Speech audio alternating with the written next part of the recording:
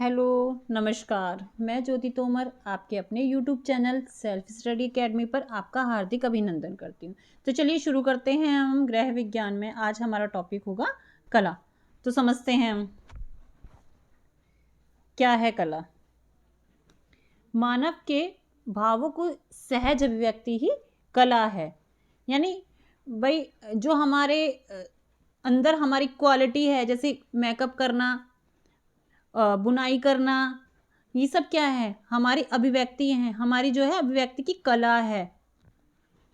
तो मानव व्यक्ति के विचारों और भावों को इस ढंग से अभिव्यक्तिकरण है जिससे व्यक्ति के मन की सुख एवं आनंद की संतुष्टि होती है। अब हम इसमें पढ़ेंगे कला के तत्व। क्या क्या कला के तत्व हैं? हमारे कला के 7 तत्व होते हैं। कौन कौन से? रेखा, आकार, नमूना, बनावट, रंग, प्रकाश एवं स्थान। तो चलिए इन पॉइंटों को एक एक करके समझते हैं। पहले हम समझेंगे रेखा। रेखा क्या है? दो बिंदुओं के मध्य की दूरी या बिंदुओं के मध्य का बहाव को हम रेखा कहते हैं। आप देख पा रहे होंगे इसमें 2 बिंदु दिए गए हैं, इनके जो बीच में रेखा खींची गई है, लाइन खींची गई है इन दोनों बिंदुओं के बीच, उसे हम क्या कहते हैं? रेखा कहते हैं। रेखाएं जो हैं 4 प्रकार की होती हैं। कौन कौन सी? लंबवत रेखा, पड़ी रेखा, समतल रेखा और लेटी रेखा। थर्ड है इसमें तिरछी रेखा या विकर्ण रेखा, और फोर्थ है हमारा वक्र रेखा। तो चलिए एक एक करके सारे पॉइंटों को समझते चलते हैं। लंबवत रेखा, लंबवत यानी जो सीधी रेखा होती है, यानी वर्टिकल लाइन, उसे हम कहते हैं लंबवत रेखा। लंबवत रेखा जो है यह सजीवता का, क्रियाशीलता का, जोश व उत्साह का प्रतीक मानी जाती है। इसे हम खड़ी रेखा भी कहते हैं। इन लाइनों का प्रयोग पतला दिखने के लिए किया जाता है। भाई कोई पतला दिखने के लिए, लंबा दिखने के लिए किया जाता है। जैसे कोई व्यक्ति है जो मोटा है और वो सीधी सीधी लाइन वाले वस्त्र पहन लेता है तो क्या लगेगा? वो पतला लगने लगता है। या जिसकी हाइट कम है वो लंबी लंबी लाइन वाले, खड़ी लाइन वाले, वर्टिकल लाइन के वस्त्र पहनता है तो वो कैसा लगने लगता है? वो लंबा लगने लगता है। तो चलिए अब हम पढ़ते हैं इसमें पड़ी रेखा, समतल रेखा या लेटी रेखा। जैसा कि आप इसमें देख भी पा रहे होंगे, ये पड़ी रेखाएं हैं इस तरह से। ये जैसे ये डिजाइन हो जाता है कपड़े में कोई।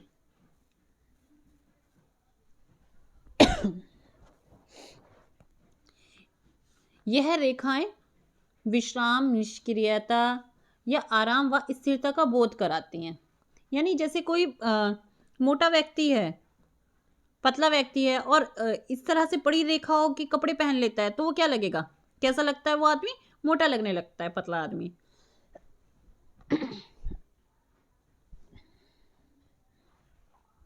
फिर है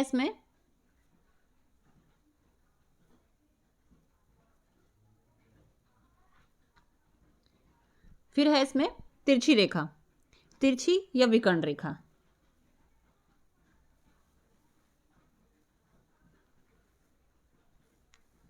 एक मिनट। तिरछी या विकर्ण रेखाएं, यानी ये जो तिरछी रेखाएं हैं ये है हमें शालीनता का, सहिष्णुता का व नमनीयता और सक्रियता का बोध कराती है।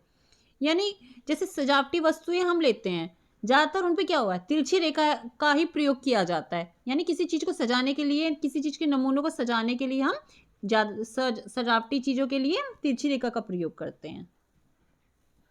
फिर आता है मैं इसमें वक्र रेखा। वक्र रेखा जैसे आपको सी दिख रहा होगा, ये यानी जो गोल होगा बिल्कुल, यह है हमें शालीनता का बोध कराती है, सहिष्णुता का, मानवीयता का और सक्रियता का बोध कराती है।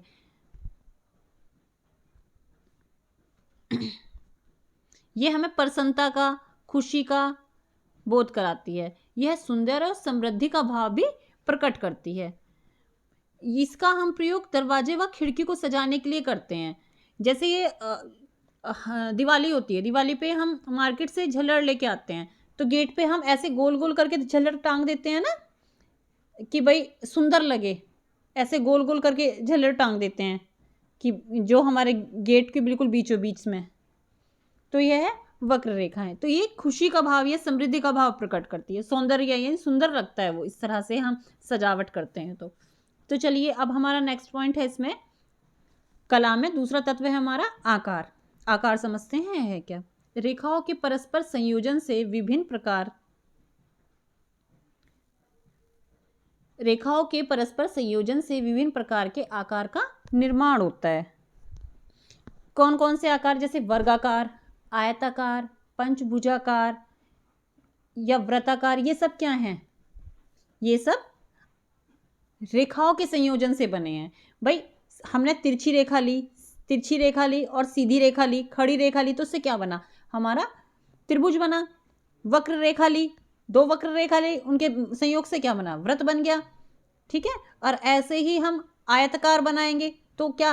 दो पड़ी रेखाएं, दो लंबी रेखाएं लेंगे तो उससे क्या बनेगा? आयताकार बनेगा। तो हम रेखाओं के संयोजन से ही तो हमारा आकार बनता है। तो चलिए अब समझते हैं वर्गाकार पहले। जिसकी लंबाई व चौड़ाई बराबर होती है उसे हम कहते हैं वर्गाकार। कहने का तात्पर्य यह है कि भाई जब चार भुजाएं समान होंगी, बिल्कुल एक समान, ना कोई छोटी होगी ना कोई बड़ी होगी, तो उसके मेल से क्या बनेगा? वर्गाकार बनेगा।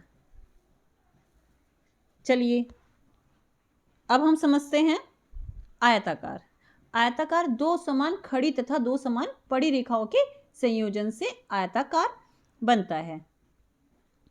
इसमें थोड़ी मिस्टेक हो गई है, दो समान खड़ी तथा दो समान पड़ी रेखाएं हैं इसमें।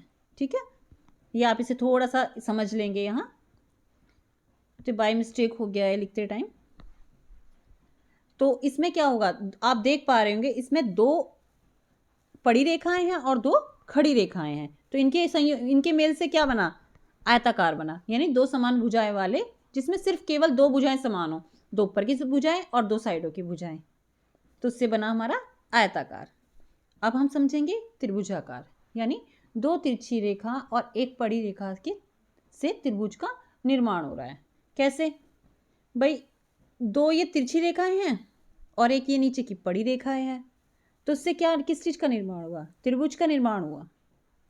ऐसे ही है पंचभुजाकार। पंचभुजाकार में क्या होगा? दो पंचभुजाकार में दो खड़ी रेखा और एक पड़ी रेखा और दो तिरछी रेखा, तो इनसे क्या होगा? इनसे पंचभुजाकार का निर्माण होगा। फिर है षष्ठभुजाकार।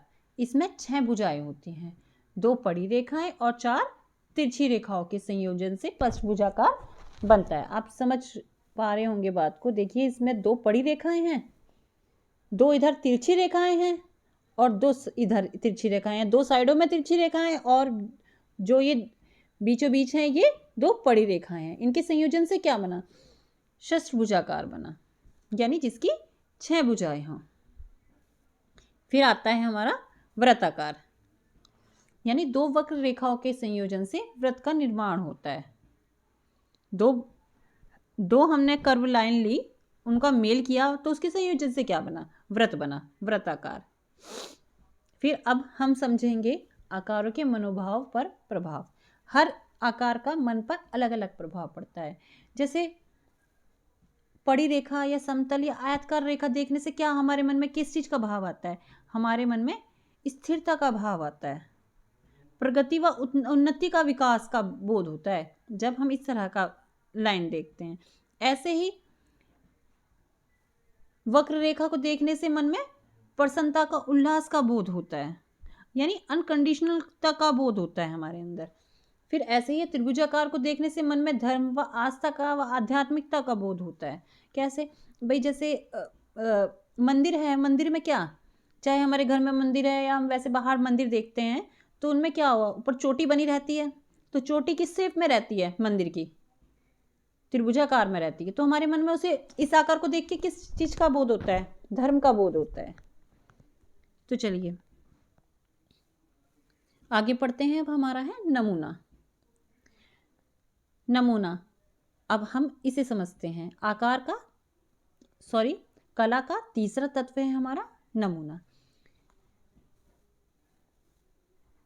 रेखाओं, आकारों, स्वरूपों व बनावटों एवं रंगों का अनोखा व अनूठा मिश्रण ही जो हमारे मन चित मन को प्रसन्नता से भर दे, हम उसे क्या कहते हैं? नमूना। भाई नमूने से हम ऐसे समझ सकते हैं कि भाई जैसे हमने ओम बना देखा तो हमारे अंदर क्या हुआ? धार्मिक, तो हमारे अंदर से भाव क्या निकलेगा कि ये तो धर्म का प्रतीक हुआ। ऐसे ही हम किसी प्राकृतिक चीज को देखते हैं, भाई जैसे किसी को पहाड़ पसंद है, उसका नमूना बना हुआ तो वो प्राकृतिक नमूना। यानी हर चीज के अलग अलग नमूने होते हैं, जिससे किसी भाव का पता चलता है, हमारे मनोविचारों का पता चलता है। तो चलिए नमूनों के प्रकार समझते हैं एक एक करके। पहला है इसमें प्राकृतिक नमूना। प्राकृतिक नमूने में जैसे मैंने अभी आपको बताया पहाड़ बने हुए हैं, या हमने कोई सीनरी बनाई। सीनरी में क्या हुआ? एक घर बनाया, घर के पीछे पेड़ बनाया और सूरज बनाया, तो साइड में घास बना दी, चिड़ियाएँ उड़ रही हैं, ये क्या हुआ? ये एक प्राकृतिक नमूना हुआ। इसी तरह से धार्मिक नमूना। धार्मिक नमूने में क्या होगा? जैसे हम सतिया बना देते हैं, वो क्या हुआ? वो धर्म का प्रतीक हुआ। ऐसे ही हमने ओम बना दिया, ओम क्या हुआ? हमारा धर्म का प्रतीक हुआ। फिर है ज्यामितीय नमूना। जो ये ज्यामितीय नमूने होते हैं जो मैथ्स वगैरह में हम पढ़ते हैं, है ना।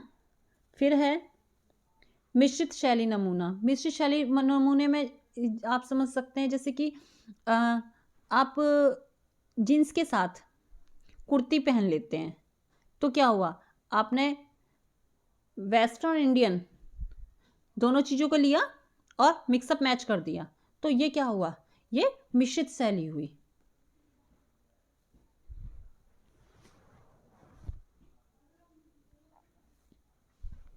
फिर है अमूर्त या आधुनिक नमूने। इसमें क्या होगा? मनुष्य की सोच व दृष्टिकोण पर निर्भर करता है ये, ठीक है। जिसे हम कैसे आप ऐसे समझ सकते हैं, जैसे हमने कोई ड्रेस पहनी है, क्या हुआ? वो आगे से ऊंची है, पीछे से नीची है, ये आधुनिकता का बोध करा रही है, अमूर्तता का बोध करा रही है। आगे से ऊंची, पीछे से नीची, या कुछ ऐसा टॉप हमने पहना है जिसमें एक तरफ स्लीव है, एक तरफ स्लीव नहीं है, एक तरफ स्लीवलेस है और एक तरफ फुल स्लीव है हमारी, ये आधुनिकता का नमूना है। और जो कि देखने में भी कभी कभी अच्छे भी लगते हैं। और जैसे आप ये भी मान सकते हैं, हम इसमें अमूर्त समझ लेते हैं। अमूर्त कैसे? अमूर्त जैसे हम आसमान की तरफ देख रहे हैं, तो जो हमारे विचार होंगे या हमारे जो भाव है हमारे अंदर का, वो दिखाई तो नहीं दे रहा, हम उस बादल में वही ढूंढ लेते हैं। जैसे कोई जानवरों की आकृति देखता है, कोई भगवान की आकृति देखता है बादलों में, उसे अपने आप वो आकृतियां दिखने लगती हैं, यानी वो अमूर्त हैं। जो हमारे विचार हैं जो दिख नहीं रहे हैं, हमने उससे ही वो कल्पना कर ली कि ये चीज दिख रही है। और आधुनिकता का आप समझ ही गए होंगे कि भाई जैसे आगे से कोई शॉर्ट है और पीछे से लॉन्ग है वही कुर्ती, तो ये आधुनिकता का नमूना है। तो चलिए अब हमारा कला में चौथा पॉइंट है बनावट, पोत या टेक्सचर या कपड़ा। बनावट का ज्ञान ज्ञानेंद्रियों के माध्यम से किया जाता है। इन्हें छूकर या देखकर इसका अनुभव करते हैं।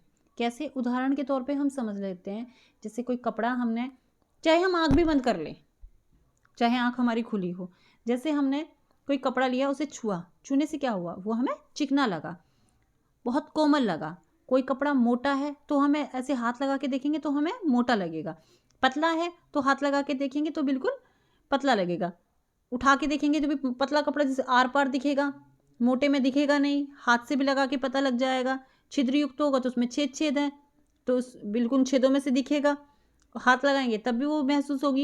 ये चीज़ बनावट में इस तरह से होता है। इसमें पहले हम पढ़ेंगे रंग, सॉरी हमारा बनावट हो गया पूरा इसमें। अब हमारा 5वां पॉइंट है कला का रंग। रंग जो है सबसे महत्वपूर्ण इकाई है। अगर रंग नहीं होगा, रंग के बिना कोई भी चीज़ अच्छी नहीं लगती, है ना। अगर रंग डालेंगे उसके अंदर तो उसकी सुंदरता जो है, सौंदर्यता कई गुना बढ़ जाती है रंगों से। और रंग क्या होता है, खुशहाली का भी प्रतीक होता है। तो रंगों का प्रयोग करना एक जो है कला है।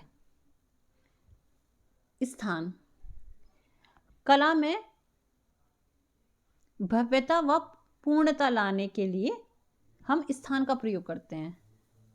अब जैसे इसमें आप देख पा रहे होंगे, कला स्थान, ये खाली स्थान है ना। अगर हम इसे पूरा फिल कर दें तो क्या लगेगा, भद्दा लगेगा। और अगर हमने इसमें बीच में जगह छोड़ी है तो क्या लग रहा है, अच्छा लग रहा है। ये जो है भव्यता का, पूर्णता का उपयोग किया है हमने इसमें, ये सुंदर लग रहा है। अगर हम इसे पूरा फिल कर देंगे ना इस जगह को जहाँ मैंने ये पॉइंट लगाया है, तो ये गंदा लगेगा, अच्छा नहीं लगेगा, घिचपिच लगेगी, ना डिज़ाइन समझ में आएगा। तो ये हमने खाली स्थान का जो है प्रयोग किया है इसमें भव्यता लाने के लिए, इसको सुंदर बनाने के लिए। फिर नेक्स्ट चलते हैं, प्रकाश।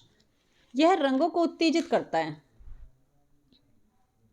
प्रकाश होगा जब भी तो रंग दिखाई देंगे, प्रकाश होगा जब भी तो कलरों पे पता चलेगा। रोशनी नहीं होगी, आप रात में किसी फंक्शन में चल जाए, लाइट चली जाए तो कलर थोड़ी दिखेंगे आपके कपड़ों के। तो प्रकाश भी रंगों को उत्तेजित करता है। फिर है कला के सिद्धांत। अब कला के सिद्धांत समझते हैं हम इन्हें एक एक करके। कला के जो है हमारे 5 सिद्धांत होते हैं। कौन कौन से समझते हैं। पहला है अनुपात, संतुलन, विकर्णीय संतुलन, लय संतुलन और अनुरूपता। तो चलिए एक एक करके सबको समझते चलते हैं। अनुपात, यह एक कला के तत्वों से संबंधित है, यानी कि गृह सज्जा में इसका प्रयोग करते हैं हम कमरे सजाने के लिए, विभिन्न विभिन्न वस्तुओं उनका उचित उन्हें आकार देने से। इसमें अनुपात में आप अभी आपको शायद मेरी बात समझ नहीं आ रही है, सारे पॉइंट समझ के आपको अनुपात अच्छे से क्लियर हो जाएगा। तो इसमें पहला है हमारा रेखाओं में अनुपात, और दूसरा है दूरी में अनुपात, तीसरा है माप में अनुपात। अब हम ये जो हमने डायग्राम बनाया है इसके थ्रू हम इन चीज़ों को अच्छे से समझ लेंगे। अच्छा, इसमें है रेखाओं में अनुपात। आपको ये जो लाइन दिख रही है ये क्या है, रेखाओं में अनुपात है। हर जगह बराबर बराबर लाइन होगी, हर बॉक्स बराबर बराबर बना होगा। तो ये क्या हुआ, जो भी लाइन खींची हुई है इसमें जो भी लाइनें हैं वो बिल्कुल बराबर बराबर हैं। तो ये हो गया रेखाओं में अनुपात, ना कोई छोटी होगी ना कोई बड़ी होगी। ऐसे ही है इसमें दूरी में अनुपात। दूरी में अनुपात कैसे, अब ये फूल है, ये 2 फूल हैं जहां मैंने एरो भी बना रखा है और दूरी का दिखा रखा है ये। अब इन दूरी में, इन फूलों की दूरी में जो अनुपात है उसे का हम कह रहे हैं दूरी में अनुपात। ऐसे ही है इसमें माप में अनुपात। माप में अनुपात कैसे, हर फूल का साइज, कहीं भी कोई भी फूल बना हुआ है अगर इसमें, हर फूल का साइज क्या है इसमें, बिल्कुल नपा तुला है, बिल्कुल नाप के बना हुआ है। तो ये क्या हुआ, माप में अनुपात। आई होप कि आप अनुपात को अच्छे से समझ गए होंगे। तो चलिए अब इसमें आते हैं हम संतुलन। पहला था हमारा पॉइंट अनुपात कला के सिद्धांत में, अब दूसरा पॉइंट है हमारा संतुलन। संतुलन ये भाव को जागृत करता है, और संतुलन के 2 प्रकार हैं। कौन कौन से, औपचारिक और अनौपचारिक। औपचारिक में क्या है, इसमें केंद्र के दोनों ओर की सज्जा की जाती है। जैसे हमने एक बड़ा बॉक्स बनाया बीचों बीच और उसके साइड 2 छोटे छोटे बॉक्स बना दिए, तो ये क्या हुआ, ये सुडोल बन गया, ये देखने में अच्छा लगेगा। ठीक है, फिर है अनौपचारिक। इसमें क्या होगा भाई, इसमें किसी नियम, किसी दिशा निर्देश इसमें कोई भी शामिल नहीं किया जाता। यानी जैसे अब औपचारिक में मैंने आपको बताया कि एक बड़ा बॉक्स बनाया, इसमें क्या चलता है, ये नियम अनुसार चलता है औपचारिक, और अनौपचारिक चलता है हमारा बगैर नियम के, इसलिए अनौपचारिक कह रहे हैं। और अनौपचारिक इसे क्यों कहा कि जैसे मैंने आपको बताया एक बॉक्स बनाया, उसकी तरफ हमने 2 बॉक्स बना दिए छोटे छोटे, उतनी ही दूरी पे, पर दोनों तरफ क्या बनाया, बड़े बॉक्स को केंद्र बनाया, दोनों तरफ छोटे छोटे बॉक्स बनाए एक ही साइज के। और अनौपचारिक में क्या होगा, अनौपचारिक में जैसे बड़ा बॉक्स बना दिया, फिर एक छोटा बॉक्स बना दिया, फिर एक बड़ा बॉक्स बना दिया, फिर एक छोटा बॉक्स बना दिया। तो ये इसमें क्या होगा, इसमें ये नियम अनुसार नहीं चल रहे हैं हम, ये अनौपचारिक हो गया, और जिसमें नियम अनुसार चलते हैं वो औपचारिक संतुलन हो गया। लगता अनौपचारिक भी सुंदर है, लेकिन औपचारिक भी अच्छा लगता है। अनौपचारिक अव्यवस्थित होता है, ठीक है, और ये हमारी बुद्धि और हमारे भावों पर निर्भर करता है। तो चलिए अब हम समझते हैं विकर्णीय संतुलन। यह संतुलन वृत्तीय होता है, यानी वृत्तीय कैसे कि अब हम जो भी चीज़ बनाएंगे बाहरी तौर से, जैसे हमने घर का नक्शा बनाया, घर का नक्शा हमने इस तरह बनाया कि जो हमारे घर का डिज़ाइन है बाहर से क्या लग रहा है, गोल लग रहा है, और जो हमने खिड़की लगाई हैं वो भी गोल शेप में लगा दी हैं।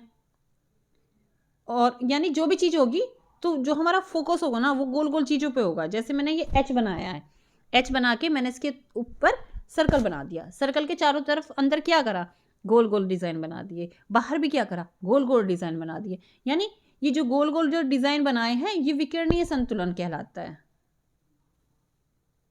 फिर हमारा आता है लय। अब हम पढ़ेंगे कला के सिद्धांत में चौथा पॉइंट है हमारा लय। लय में लय जो है बहुत इंपॉर्टेंट है, क्वेश्चन इससे बनते ही बनते हैं। लय से तात्पर्य है रेखाओं, आकारों, नमूनों, आकृति, रंगों आदि की आवृत्ति से निर्मित किया जाए पे जिस पर हमारी आंखें स्वयं ही गति करने लगे, उसे हम क्या कहते हैं, लय कहते हैं। यानी एक ही दिशा में चले एकदम से। तो चलिए लय में लय के होते हैं दो प्रकार, एक नियम अनुसार लय और एक स्वच्छंद लय। नियम अनुसार लय कैसे होगा, नियम अनुसार लय यानी जैसे हमने प्लस प्लस प्लस के निशान बना दिए, ये क्या हुआ, नियम अनुसार लय। ये हमारी जो नजरें हैं इसमें क्या होगी, स्वैच्छिक होंगी, यानी हमने शुरू प्लस पहले से शुरू करा और चौथे प्लस पे हमारी आंखें जाके रुकेंगी। ये नहीं है कि पहले हमने पहला देखा फिर दूसरे पे रुकी फिर तीसरे पे रुकी, ऐसा नहीं हुआ ना हमारे साथ। पहला हमने प्लस देखा तो हमारी आंखें आखिरी के प्लस तक गई हैं कंटिन्यू। ये हमारी स्वैच्छिक होती हैं, ये अपने आप होता है। अच्छा स्वच्छंद लय में क्या होगा, स्वच्छंद लय में अब इसमें स्वच्छंद लय में क्या होगा, स्वच्छंद लय में जैसे हमने प्लस बनाया फिर माइनस बना दिया फिर प्लस बना दिया फिर माइनस बना दिया, यानी ये इच्छिक होती हैं। हमारी इच्छा है कि मैं प्लस और प्लस ही देखूं पहले, या हमारी इच्छा है मैं प्लस देखूं फिर माइनस देखूं फिर प्लस देखूं फिर माइनस देखूं। ये जो होती हैं इच्छिक होती हैं, ये हमारी इच्छा के अनुसार, इच्छा पे डिपेंड करती हैं। ये संवेगात्मक भाव को भेजने को विवश करती हैं, हमें सोचने पे विवश करती हैं कि हम किसे देखें पहले। इसमें समान रूप से कोई नियम या कोई प्रकार नहीं होता है। और नियमानुसार लय में क्या होता है, नियमानुसार लय में एक रंगों का प्रयोग किया जाता है, एक ही प्रकार का, एक ही आकार का, इकाई में या समूह में होती है नियमानुसार लय। तो आशा करती हूँ कि आपको लय भी अच्छे से समझ में आ गई होगी। अब हम पढ़ेंगे अनुरूपता। अनुरूपता, अनुरूपता क्या है,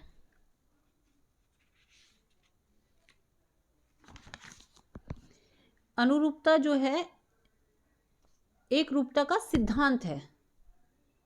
यानी अनुरूपता यानी दिखा सकते हैं हम किसी चीज को। इसमें है आकार के अनुरूप, यानी आकार के अनुरूप जैसे एक मोटे इंसान को अगर छोटे प्रिंट पहना दिए जाएं तो वो क्या लगेगा, और भी मोटा लगेगा। अगर बड़े प्रिंट पहना दिए जाएं, मोटे इंसान को अगर बड़े बड़े प्रिंट पहना दिए जाएं तो क्या लगेगा, वो और भी मोटा लगेगा। और छोटे प्रिंट पहना देंगे तो क्या लगेगा, वो कुछ पतला लगेगा। अब जैसे आकार में अनुरूपता में आपको समझाते हैं कि जैसे कोई बच्चा है, अब हम छोटे छोटे थे क्या होता था हम लोगों के साथ कि बड़ी फ्रॉक ले लेते थे कि ये बाद में काम आ जाएगी। चाहे कपड़ा कितना ही अच्छा हो, अगर आपकी फिटिंग का नहीं होगा ना तो अच्छा नहीं लगता वो कपड़ा। तो इसे हम इस तरह से समझ सकते हैं आकार के अनुरूप बनावट, आकार के अनुरूप कि कोई हमने ड्रेस सिलाई है, वो लूज सिल गई और हमारा फैब्रिक बहुत महंगा है और फिटिंग की नहीं होगी तो क्या लगेगी, वो बेकार लगेगी। तो इससे हम समझ सकते हैं आकार के अनुरूप। अगर कपड़ा नहीं होगा तो अच्छा नहीं लगेगा, और वही कपड़ा हम भले ही सस्ता हो और हम उसका कम जो फैब्रिक है वो सस्ता है हमारा और फिटिंग का है, तो वो क्या लगेगा, वो अच्छा लगेगा, देख के सुंदर लगेगा वो, यानी आकार के अनुरूप होगा वो। ऐसे ही बनावट के अनुरूप, बनावट के अनुरूप जैसे भाई हमने डोरमैट ले ली।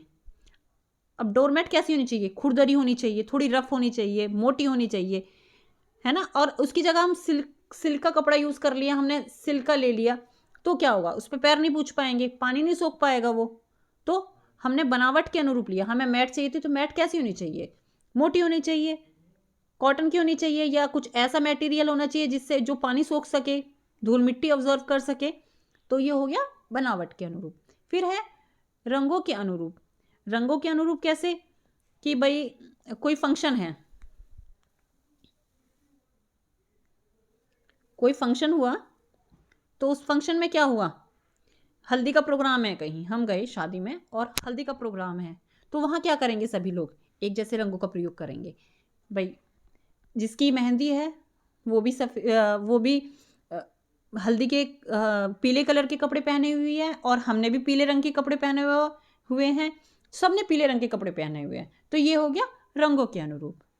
फिर विचारों के अनुरूप। विचारों के अनुरूप कैसे, भाई हम किसी शादी वगैरह में जाते हैं, तो हम वहाँ ऐसा तो नहीं है पूरा हमारा ड्रेस कोड पूरा वाइट होगा, वाइट नहीं पहनते, क्योंकि वाइट जो है शोक का संदेश देता है।